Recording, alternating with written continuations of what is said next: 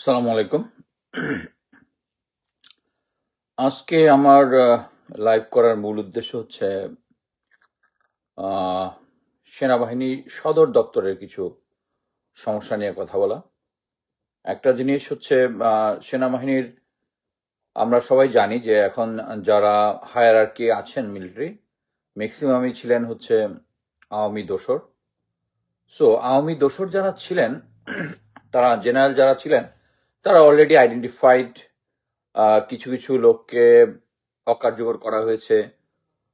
কিছু কিছু লোকজন আপা কানেকশন থেকে শুরু করে এখন এই 2024-এর যে চেতনার লাইনে চলে আসছে অনেকেই। অনেক জেনারেল আছেন যারা আহ, ওই 3, 4, 5 তারিখের মধ্যেই তারা ছাত্রদের পক্ষে অবস্থান নিয়েছেন। আমরা সবাই জানি লেফটেন্যান্ট জেনারেল, এখন যে লেফটেন্যান্ট জেনারেল মাইনুর হয়েছেন, তখন মেজর জেনারেল ছিলেন চিটাগাঙে, তারা সরকারের পক্ষে ছাত্রদের পক্ষে অবস্থান নিয়েছিলেন। কিন্তু সবচেয়ে আনআইডেন্টিফাইড এবং ডেঞ্জারাস এলিমেন্টটা হচ্ছে middle ranking, higher middle ranking, brigadier to colonel. এরা এক পার্টি ছিল হচ্ছে পুরা শেখ হাসিনার রেজিমের পক্ষে, আর এরা এখন ওয়েটিং আছে, নেক্সট জেনারেল হওয়ার লাইনে আছে। এই সময়টা তাদের জন্য মানে ডিসিশন মেকিং প্রসেসের মধ্যে সবচেয়ে ক্রাইসিস টাইমে, যারা তারা কোন দিকে যাবে। বাট সবচেয়ে অ্যালার্মিং হচ্ছে, এবং এই পার্টিটাকে আইডেন্টিফাই করাও কিন্তু খুব সোজা। আপনি দেখবেন যে যারা ঢাকাতে, মানে সেনাবাহিনী, আমাদের সেনাবাহিনীটা অনেক বড়। সো আপনি যদি জাস্টিস করেন সব অফিসার প্রতি, সবার কিন্তু চাকরি জীবনে অ্যাটলিস্ট 3 বছর সেনাবাহিনী ঢাকাতে চাকরি করার কথা, তাই না? আমার 28 বছর চাকরিতে আমি ঢাকায় চাকরি করছি মাত্র 1 বছর। হ্যাঁ, কারণ হচ্ছে কি, আমি তো মানে কাউকে রিকোয়েস্ট ম্যানিপুলেশনের মধ্যে নাই। সো আপনি যদি ম্যানিপুলেশন না মধ্যে থাকেন তাহলে থাকবেন। বাট এখানে সবচেয়ে হচ্ছে এই পার্টিটা হচ্ছে যাদের চাকরি গত 15 বছরে 7 থেকে 8 বছরের বেশি ঢাকাতে, তারা ইজিলি আইডেন্টিফাইড, তারা হচ্ছে সেই আওয়ামী সুবিধাভোগী। এর মধ্যে যেটা আছে হচ্ছে সেনাবাহিনীর বিভিন্ন appointment, director military operations army হেডকোয়ার্টারে, ডাইরেক্টর মিলিটারি ইন্টেলিজেন্স, বিভিন্ন ডাইরেক্টর যে কর্নেল স্টাফ ইম্পর্টেন্ট যেগুলো আছে, MS ব্রাঞ্চ ভেরি ইম্পর্টেন্ট যারা পোস্টিং করে সেনাবাহিনীতে। তারপর আছে হচ্ছে DGFI এর ডাইরেক্টর গুলা। সো এর মধ্যে যারা গত 15 বছরে 7 থেকে 8 বছর চাকরি করেছে তারা কিন্তু আওয়ামী দোসর। আমি প্রথমে আসবো হচ্ছে DMI, brigadier general Selim Azad, 34 long কোর্সের অফিসার। এই অফিসারের সাথে আমি চাকরি করেছি, বাট আমি খারাপ কিছু তখন চাকরিতে দেখি নাই। বাট যেটা হয়, মানে অনেকের যে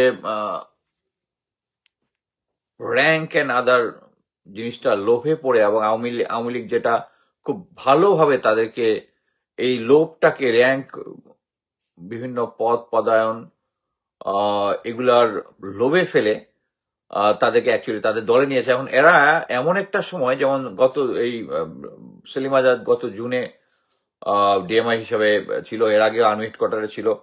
আমি দেখেই বলি, এ ছিল হচ্ছে আমি কয়েকদিন আগে একটা ফেসবুকে পোস্ট দিয়েছি, গতকালকে, যে রেজানুর, মেজর জেনারেল রেজানুর, সে হচ্ছে বিডিআর পিলখানার যে পিলখানা যে হত্যাকাণ্ড, এটার পিছনে নেপথ্যের একজন কারিগর। সে তখন র্যাবের ADG ছিল, তার স্টাফ ছিল। Then sir colonel staff of MI director brigadier general Salim Mahmud, সে যখন MI ডাইরেক্টরটা ছিল, ব্রিগেডিয়ার জেনারেল সেলিম মাহমুদ, আপনারা সবাই জানেন যে ওই যে কামাল মজুমদারের মেয়ের জামাই এবং very close associate general Aziz, সে যখন ইয়াতে ছিল, BDR এ ছিল, BDR এর ইন্টেলিজেন্স চিফ ছিল, তাকে অনেক চেষ্টা করেছিল জেনারেল আজিজ জেনারেল বানাতে পারে নাই, তার স্টাফ ছিল। নাও কর্নেল স্টাফ থাকাকালীন যেটা হয়, 2018 ইলেকশন তো কন্ডাক্ট করেছে, এর মধ্যে তার অবদান ছিল। সবচেয়ে ইম্পর্টেন্ট জিনিস যেটা, সেটা হচ্ছে বিভিন্ন অফিসার, এবং তার আর একটা ডেপুটি আছে কর্নেল আজহার, সেও ওখানে 7 বছর ধরে আছে। এরা এই আওয়ামী লীগের দোসররা তারা করে কি, যে সমস্ত অফিসাররা এই আজহার আবার আগে র্যাবে ছিল, মানে মিডিয়াতে যারা বঙ্গবন্ধু স্যাটেলাইট, বঙ্গবন্ধুর অমুক, বঙ্গবন্ধু তমুক বা যে কোনো কিছুতে নেগেটিভ কোনো কমেন্ট দিয়েছে, এটার সাথে সাথে এন্ডোর্স করে তার নামে একটা নেগেটিভ রিপোর্ট বানিয়ে, মানে আমি আপনাকে গ্যারান্টি দিয়ে বলতে পারি, আমি যখন আর্মিতে ছিলাম, এএসইউতে ছিলাম, এএসইউ একটা সময় পর্যন্ত একটা স্ট্যান্ডার্ড মেনটেন করতো। স্ট্যান্ডার্ড ইজ গন, স্ট্যান্ডার্ডটা এখন একদম চলে গেছে। সো এরা করতো কি, মিথ্যা ইনফরমেশন দিয়ে যারা আহ, এই সরকারের, হ্যাঁ আপনারা সবাই জানেন যে সরকার যে সমস্ত অন্যায় দেখলেনি তো, মানে মিলিটারি সার্ভিং অফিসারদের মধ্যে গুমটুম করার ইতিহাস আছে। সো সবাই ভয়ে থাকতো, এই অফিসারদের নামে নেগেটিভ ইনফরমেশন ইয়া করে দিত, তার ডোসিয়ার মধ্যে ঢুকে দিত, যাতে ফিউচারে তার প্রমোশন না হয়, কোনো কিছু না হয়। এখন দেখেন যে গত এই 15 বছর রেঞ্জে যে সমস্ত মিলিটারি অফিসাররা অন্যায়ভাবে যাদের চাকরি গেছে, স্যাক্ট হয়েছে, ফোর্স রিটায়ার্ড হয়েছে, এরা আপনারা সবাই জানেন যে প্রায় 300+ অফিসার অ্যাপ্লাই করেছে। সেনাবাহিনীর যে নিয়ম নীতি অনুযায়ী এটা নেতৃত্ব দিচ্ছেন brigadier general Hasan Nasir sir, আমরা সবাই তাকে চিনি, সর্বশ্রদ্ধেয়। উনি নিজে কিন্তু ওই ইয়ার মধ্যে, যেহেতু উনি নিজে রিটায়ার করেছেন, উনি কিন্তু দেয় নাই। আমাকে অ্যাকচুয়ালি বলেছিল যে আমি ভিকটিম, আমি বললাম না আমি ভিকটিম না, আমি ভলেন্টিয়ার রিটায়ার করেছি। কয় না প্রমোশনে ভিকটিম। আমি বললাম যে বাংলাদেশ আর্মির যে স্ট্যান্ডার্ড যেটা, সে অনুযায়ী পূর্বে যেটা ছিল, এখন তো লাল্লু পাঞ্জিরাও ব্রিগেডের র্যাঙ্ক নিয়ে ঘুরতেছে যে আমি লেফটেন্যান্ট কর্নেল, আলহামদুলিল্লাহ আমার কোনো এখানে ইয়া নাই। বাট এই যে এই যারা ভিকটিম, এদের অ্যাপ্লিকেশন যখন গিয়েছে মিলিটারি কোরের মাধ্যমে দিতে হয়, এটা সেন্ট্রাল অফিসার্স রেকর্ডের মাধ্যমে তারা যায়, এবং এটা যায় ভেটিং এর জন্য এমআই ডাইরেক্টরেটে পাঠিয়েছে।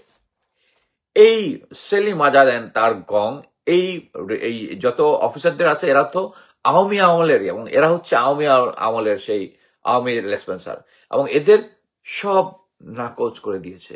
এবং এটা এমন স্লো, এবং এটা নিয়ে কোনো ফিডব্যাক ওই অফিসাররা পাচ্ছে না, এবং এটা নাটের উড়ে হচ্ছে সেলিম আজাদ। আচ্ছা, then again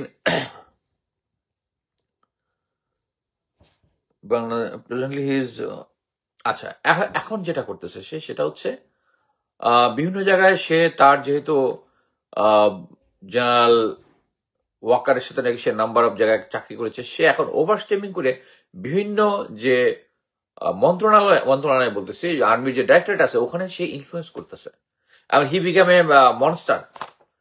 he need to be change. Next আসি হচ্ছে তার কর্নেল স্টাফ, কর্নেল আজহার। সে আচ্ছা, সে কত বছর ছিল এটা তো দেখতে হবে। গত 15 বছরের মধ্যে সেলিম আজাদ 10 বছর ছিল ঢাকাতে, বিভিন্ন জায়গাতে 10 বছর। সো হিজ এ কনফার্ম আওয়ামী লেসপেন্সার। নেক্সট হচ্ছে কর্নেল স্টাফ আজহার, সে ছিল 14 বছরের, গত 17 বছরের মধ্যে সে 14 বছর ছিল ঢাকায়, চিন্তা করে দেখেন। আচ্ছা,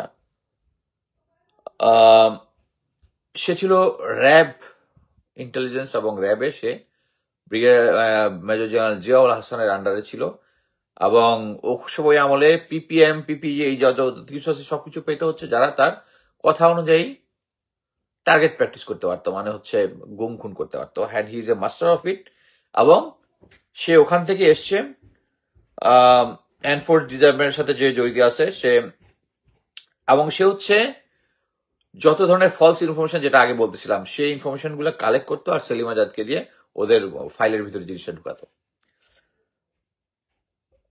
এই অফিসার ছিল 2 বার ছিল G2 MI, তারপরে G1 ছিল MI এর 2 বার, তারপরে সে লেফটেন্যান্ট ফুল কর্নেল হয়ে ওখানে কর্নেল স্টাফ হয়েছে। মানে তাকে সরানো যাবেই না, সে হচ্ছে ঢাকায় থাকতে হবে। আর এখানে অনেক ভালো ভালো অফিসার দেখবেন, যদি যারা মানে কোথাও ইনফ্লুয়েন্স করে না, তাদের এরকম দেখবেন ঢাকাতে চাকরি নাই। আমি কয়েকবার মানে বাচ্চারা যখন একটু বড় হচ্ছিল, আমি কয়েকবার ঢাকা ইয়ার জন্য বলেছিলাম, যেহেতু করি নাই, আমার রিকোয়েস্ট কখনো রাখে নাই। এটা একটা, আর কি আর বলবো। আচ্ছা,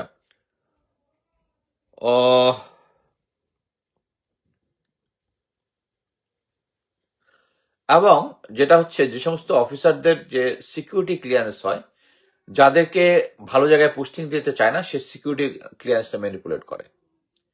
সো আজহার এবং Salim Azad is a group working for, still working for Awami লেসপেন্সার পুরানাদের। এই প্রেজেন্ট যে সিচুয়েশন আছে, পুরোটাই সে সাপোর্ট দিয়ে যাচ্ছে আর্মির। আচ্ছা, এখন আসি হচ্ছে DMO brigadier general Nazim Uddaula. Nazimuddoula ঢাকাতে অ্যাপ্রক্সিমেটলি 11 বছর ছিল 15 বছরের মধ্যে, এবং তার ফ্যামিলি রুট হচ্ছে তার এবং তার শ্বশুরের সাইডে আওয়ামী লীগ এবং জাতীয় পার্টি। এবং সে যেটা করেছে সেটা হচ্ছে ডাইরেক্টর মিলিটারি অপারেশনস কন্ট্রোল করা হচ্ছে যত এয়ার অপারেশন মানে হচ্ছে যত হেলিকপ্টার মুভমেন্ট আছে, ভিআইপি চলাচল, তারপরে আপনারা যে হেলিকপ্টার গুলো উঠতে দেখেছেন এই আগস্ট মুভমেন্টের মধ্যে, এই সমস্ত অপারেশন গুলা, এবং ইয়া থেকে নিচে ফায়ার করা, আপনারা দেখেছেন স্নাইপারদেরকে বসেছে, ভারতীয় স্নাইপারদের বসাইছে বিভিন্ন জায়গাতে, ভারতীয় যারা বিভিন্ন জায়গায় স্টাক হয়েছে আপনারা বিভিন্ন ইয়া দেখেছেন। এই জিনিসগুলো কোঅর্ডিনেশন করেছে উইথ দ্য এমও ডাইরেক্টরেট হচ্ছে they maintain liaison with the police তাদের রিকোয়ারমেন্ট অনুযায়ী। সো তাদের হেলিকপ্টার এবং ড্রোনগুলো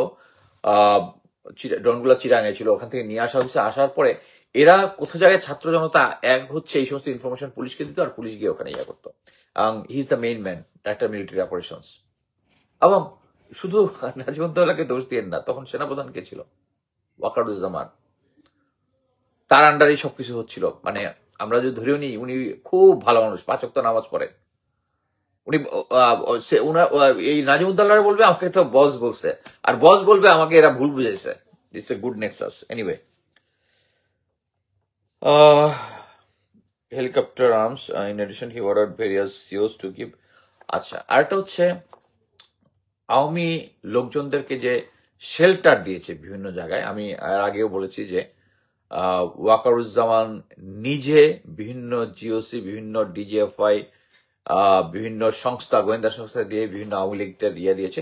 এখানে দুটো স্পেসিফিক ইনফরমেশন দিয়েছে। সেটা হচ্ছে ডিএমও থাকাকালীন সে এখানে 4B আছে ঢাকাতে, সিও 4B কে আওয়ামী লীগের এমপি যে শাহজাহান খান আছে না, শাহজাহান খান বদমাইশ, যে টকশোর মধ্যে আরেকজনকে মারতে গেছিল যদি মনে থাকেন, সেই শাহজাহান খানকে আর্মির এপিসির ভিতর করে 4B নিয়ে এসেছে ক্যান্টনমেন্টের ভিতরে যে ইউএন ইয়ে আছে, যে ইউএন এর একটা কমপ্লেক্স আছে, মানে ইউএন এর যে সমস্ত অফিসাররা থাকে তাদের ফ্যামিলিকে এই কমপ্লেক্সের মধ্যে রেখে যায় একটা ভাড়ার বিনিময়ে। তাদেরকে হয়তো মাসে 3,000 বা 4,000 এরকম, তখন আগে 3,000 ছিল, এখন হয়তো বাড়তো, এরকম একটা ভাড়া দিয়ে তার ফ্যামিলি রাখতে।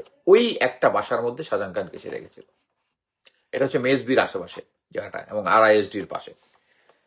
তারপরে হচ্ছে ছোট মুনির একজন আছে না, টাঙ্গাইলের এমপি, ছোট মুনির, তো আমি চিনি, ছোট মুনির ফ্রম টাঙ্গাইল। হ্যাঁ, এই শেল্টার তার বাসায় 5ই আগস্টের পরে এই ছোট মুনিরকে সে তার বাসায় রেখেছিল। ও আরেকটা বলি, শাহজাহান খানকে যে অ্যারেস্ট হয়েছে, যে শাহজাহান খান ইজ অ্যারেস্টেড ফ্রম ইউএন ইয়া, পরবর্তীতে তাকে শোন অ্যারেস্ট দেখানো হয়েছে অন্য জায়গায়, এবং এটা নিয়ে অ্যাকচুয়ালি একটা কোর্ট ইনকোয়ারি হয়েছে আর্মির ভিতরে। বাট এটার মধ্যে ওটা 4B ওটা ইয়া দিয়েছে, ইয়া কিন্তু ডিএমও আসে নাই ওটার মধ্যে। সে যখন কমান্ডেন্ট এএসইউ ছিল, সে এই ছোট মুনিরকে এএসইউ হেডকোয়ার্টারে নিয়ে গেছিল, আর্মি হেডকোয়ার্টারে, একজন রাজনৈতিক লোককে, ঠিক করে নেই।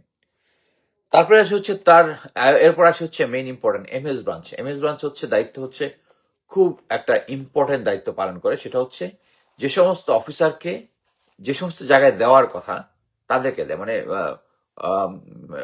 যে লোকটা যেটার জন্য কোয়ালিফাইড, মনে করেন কমান্ডো, সে আইদার ইনস্ট্রাক্টর হবে অথবা কমান্ডো ব্যাটালিয়নে যাবে, যে গোয়েন্দা আছে গোয়েন্দা যাবে। বাট আমার এটা খুব মজা লাগে। আমাকে মনে করেন যে আমি প্যারা কমান্ডো ছিলাম, আমি লাস্ট যে পোস্টিংটা পেয়েছিলাম সেটা হচ্ছে বাংলাদেশ ইনফ্যান্ট্রি রেজিমেন্টে। ওখানে আমি চাল ডালের হিসাব করতাম সৈনিকদের, খুব মজা। বাট আমি জিনিসটা সিনসিয়ারলি করেছি আর কি। এনিওয়ে, যাও ইয়াতে আসি। এই এমএস ব্রাঞ্চ হচ্ছে ব্রিগেডিয়ার জেনারেল শারাফ। দেখলে আপনাকে খুব সোবার এবং ভেরি হাম্বল মনে হবে, but he was associate with Mollah Fazle Akbar, যার নাম আমি দিয়েছি যে ইয়ার কুশলী, কি বলে, বিডিআর পিলখানার পিছনে কুশলী, Mollah Fazle Akbar. He was DGDFI that time. Fazle Akbar brigadier general Sharif, Dhaka পশ্চিম টেনিউর অ্যাপ্রক্সিমেট 10 বছর। গত 15 বছরের মধ্যে সে 15 বছরের মধ্যে 10 বছর ছিল ঢাকাতে। So you can calculate he is doing.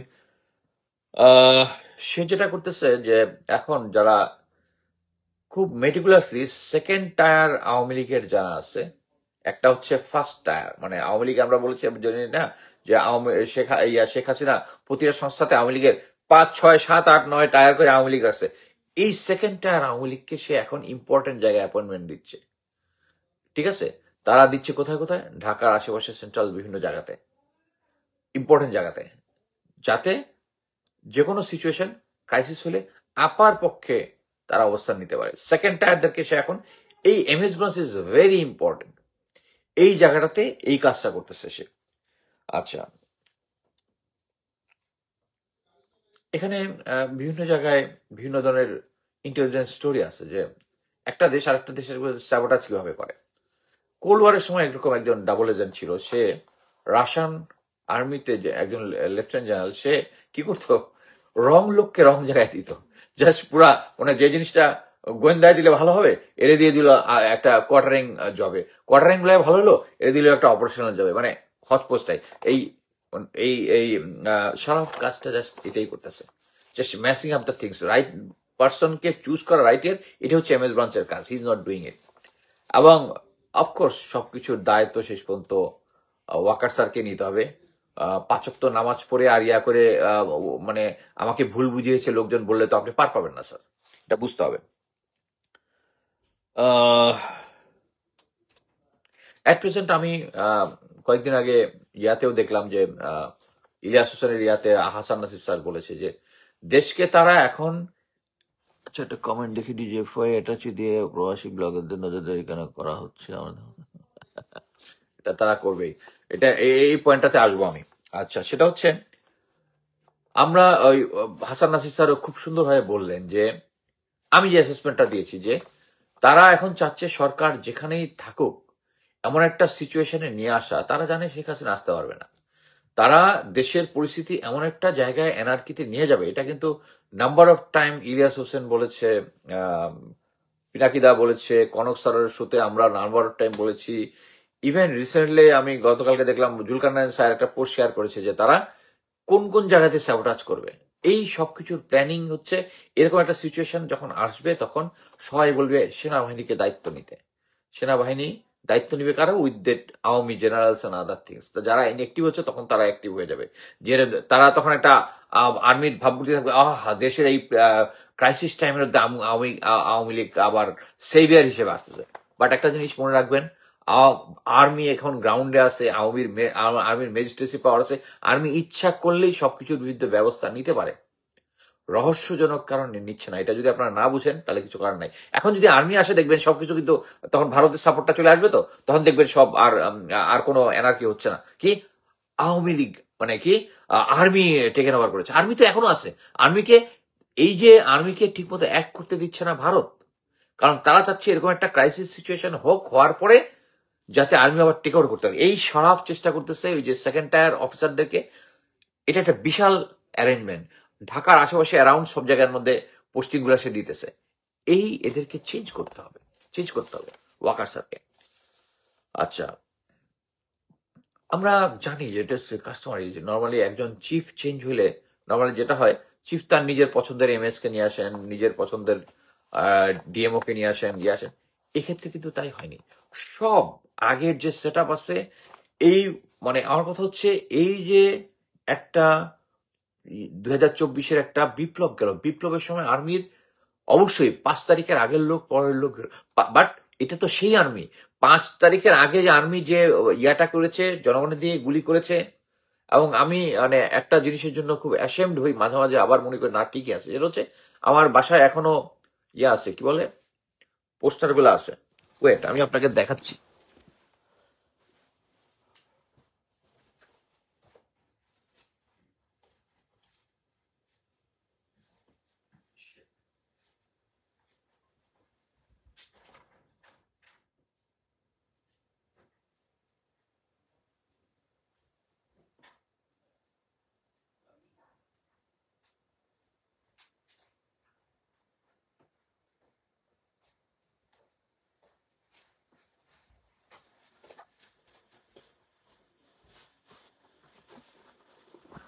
Anyway sorry, আমার ওয়াইফের গুছানোর বাতি আছে, এগুলো কোথাও গুছায় রাখছে। মোট কথা আমি বলতে চাচ্ছিলাম যে আমরা ব্যানার এবং প্ল্যাকার্ড নিয়ে ইউএন এর সামনে দাঁড়িয়েছিলাম যে সেনাবাহিনী আর বাংলাদেশ আর্মিকে স্যাংশন দেওয়ার জন্য। কি জন্য? তখন বাংলাদেশ আর্মি গুলি করতেছিল আমাদের সাধারণ জনগণের দিকে। এটা আরেকদিন দেখো। আচ্ছা, আমার কাছে যত ব্যানার এবং ফেস্টুন আমরা ইউএন হেডকোয়ার্টার দাঁড়িয়েছিল এই সেনাবাহিনীর এগেনস্টে কেন দাঁড়িয়েছিলাম? কারণ তারা সিভিলিয়ানের দিকে গুলি করতেছিল। সো আমি বলতে চাচ্ছি যে এটা হচ্ছে সেই আর্মি। এবং 2005-এর আগের আর্মির যে সমস্ত আর্মি হেডকোয়ার্টারের important appointment, DMI, DMO, MS ব্রাঞ্চের যে সমস্ত স্টাফ ছিল, স্টিল দেয়ার, তারা এখনো আছে এবং তারা ওইভাবেই আর্মিকে সাজাচ্ছে। আমাদেরকে এই ব্যাপারে একটা ব্যবস্থা নিতে হবে। এবং আমাকে আমার সোর্সরা বলে হচ্ছে যে এরা হচ্ছে চিফকে মিসগাইড করতেছে এই সেই। বাট আমার কথা হচ্ছে, উনি তো সেনাপ্রধান পর্যন্ত হয়েছেন, যেভাবেই হোক হয়েছেন, জেনারেল হয়েছেন, সেনাপ্রধান হয়েছেন। উনি যদি বলেন যে আমাকে ভুল বোঝাচ্ছে, এটা তো হবে না। ইমিডিয়েটলি আমি জেনারেল ওয়াকার স্যারকে অনুরোধ করব এই অফিসারগুলোকে সরানোর জন্য, এছাড়া তো আমার পূর্বের যে দাবি দেওয়া আছে সেটা হচ্ছে ডিজিএফআই, তারপরে বিজিবি, 9 ডিবির জিওসি, এগুলাকে এখন আপনারা কোনো কিছুই সরাচ্ছেন না। হোয়ারেজ আমরা তখন অ্যাশেমড হব যখন এই যে গুম কমিশন যে একটার পর একটা লিস্ট বের করতেছে, এবং লিস্ট বের করার পরে যখন তাদেরকে আপনাকে ফোর্স রিটায়ার্ড দিতে হবে এবং দেখবেন যে এদেরকে সিভিল অথরিটি এসে অ্যারেস্ট করে নিয়ে যাচ্ছে, তখন আমরা অ্যাশেমড হব। এবং এই লোকগুলাকে আপনারা এতদিন হারবার করেছেন, তখন আপনি নিজে অ্যাশেমড হবেন। ও আরেকটা জিনিস আমাকে আরেকজন বলল যে এই সেলিম আজাদ এবং গং এখন, আমি যেহেতু খুব স্ট্রংলি এগুলার এগেনস্টে বলতেছি, মাঝে মাঝে ওয়াকার স্যারের এগেনস্টে খুব স্ট্রংলি বলি, তা এখন আমার নামে আবার ওই মানে যখন জিয়াউল আহসান, ডিজিএফআই, তারা আমার নামে লেফটেন্যান্ট কর্নেল মুস্তাফিজ এরকমটাই ভিডিও বের করেছিল, এরকম নাকি আমার নামে ওই একই কমপ্লেন, কি হাসিন স্যারকে গুমের সাথে জড়িত, আর ম্যাডাম খালেদা জিয়ার বাড়ির উচ্ছেদ আমার নেতৃত্বে হয়েছে, এইগুলো নিয়ে আবার একটা তারা নাকি ভিডিও এবং অন্য কিছু বের করবে। I don't care. আমি শুধু ওই সোর্সকে বললাম যে sir, I survive Sheikh Hasina. So এটা নিয়ে আর মানে করার কোনো কিছু নাই। সো আমি আশা করব যাদের নামগুলা বললাম, যাদেরকে brigadier Selim Azad, Azhar, brigadier Sharaf, Nazimuddoula, they should be change immediately. They are creating, মানে বাংলাদেশ সেনাবাহিনীর ভিতরে ওই এমন ভাবে সেট আপ করতেছে যেন যে কোনো সময় ওই যে টুক করে আপা চলে আসবে, আসলেই তারা আবার সেই মতো সেট আপ করতে হবে। একটা জিনিস মনে রাখতে হবে, সেনাবাহিনীকে এই টাইমে সেনাবাহিনী সবসময় দায়িত্ব দিতে হবে। এই সিচুয়েশনে সেনাবাহিনীর দায়িত্ব নিলে পুরা ইন্ডিয়ার কন্ট্রোলে চলে যাবে আমরা সবাই, পিরিয়ড। এখন আমি দেখি কোনো কোয়েশ্চেন থাকলে আমি নিব। কোয়েশ্চেন কি আছে?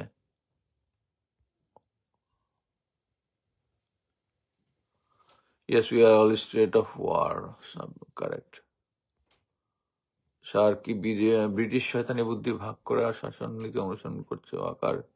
ইলিয়াস ভাই আজকে কিছুক্ষণ আগে ভয়ানক একটা শেয়ার দিয়েছে এই বিষয়ে, ডিজিএফআই এটা করেছে। হ্যাঁ, ও আরেকটা জিনিস আমি বলতেই ভুলে গেছি, এখনো ডিজিএফআই কি বলে, এখনো ডিজিএফআই ওই ইসলামিক দলগুলোতে পয়সা দিচ্ছে, ওদেরকে করতেছে। এবং যে সমস্ত, আমি নাম বলতে চাই না, রিপুটেড ইয়াং পলিটিশিয়ান সরকারের এগেনস্ট, মানে সরকারের পক্ষ নিয়ে বিভিন্ন জায়গায় বিভিন্ন লোকজনকে প্রেসার দিয়ে বিভিন্ন মানে দলে অংশগ্রহণ করার চেষ্টা করতেছে ডিজিএফআই। মানে কিছু কিছু লোককে জোর করে এনে করা, দলে গড়া। আমি আরো যখন স্পেসিফিক নাম আমি পেয়েছি, স্টিল আমি মানে সোর্স আরো 2-3টা জায়গা থেকে কনফার্ম না করে বলতে চাচ্ছি না, কারণ তো এখনো লোকজনকে ডিজিএফআই ধরে নিয়ে বলতেছে তুমি এই দলের মধ্যে অংশগ্রহণ করে, এই রাজনৈতিক দলকে। আমাদেরকে, মানে আমি বলতেছি, প্রফেসর ইউনূস স্যারকে, ডিজিএফআই কে এই পলিটিক্যাল ম্যাসের ভিতরে ঢুকানো থেকে বের করেন। জাস্ট পলিটিক্যাল কোনো অ্যাফেয়ারের মধ্যে, পলিটিক্যাল মধ্যে অ্যাফেয়ারে জড়াবে যখন এই পলিটিক্যাল অ্যাফেয়ার মধ্যে কি ভারতীয় এজেন্ট আছে, এগুলো বের করার জন্য থাকবে ডিজিএফআই। এটা হচ্ছে কাউন্টার ইন্টেলিজেন্স। যারা দেশে থেকে ভারতের পক্ষে কাজ করবে রাজনৈতিক দল থেকে, ওগুলাকে খুঁজে বের করবে। বাট রাজনীতি একজনের কে নেক্সট সরকার গঠন করবে ইজ নট, এটা ডিজিএফআই কাজ না, এটা এনএসআই এর কাজ না। যাক, আমার আছে কাজ আছে অনেক, নিজেও ব্যস্ত আছি, এর মধ্যেই বাধ্য এটা করলাম। সেলিম আজাদকে বললাম আমার নামে যা ইচ্ছা তাই বের করতে পারো, আমাকে, আমার ফ্যামিলি নিয়ে, আমার ওয়াইফ নিয়ে, আমার বাচ্চাদেরকে নিয়ে, আমার বাচ্চারা নাকি কিশোর গ্যাং, কত কিছু বের করছে। I didn't care and I survive Sheikh Hasina regime. এখানে শেষ করছি, ধন্যবাদ।